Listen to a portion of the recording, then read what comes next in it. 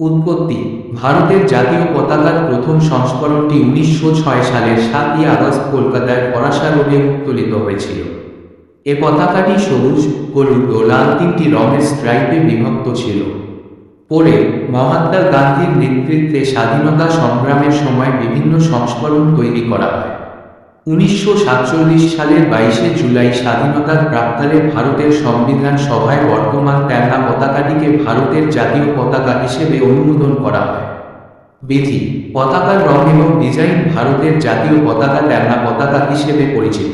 এতে তিনটি রঙের স্ট্রাইপ রয়েছে।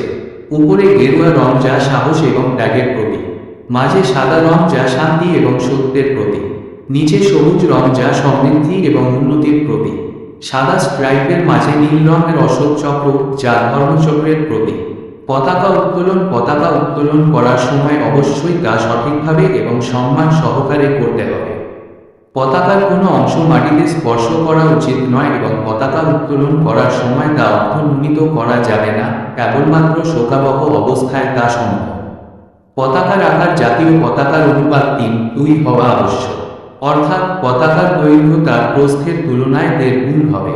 ব্যবহার: পতাকাটি সরকারি এবং বেসরকারি স্থানে উত্তোলিত হতে পারে, তবে তা অবশ্যই সম্মান এবং সঠিক প্রোটোকলের মাধ্যমে ব্যবহার করতে হবে। পতাকাটি বাণিজ্যিক উদ্দেশ্যে ব্যবহার করা নিষিদ্ধ।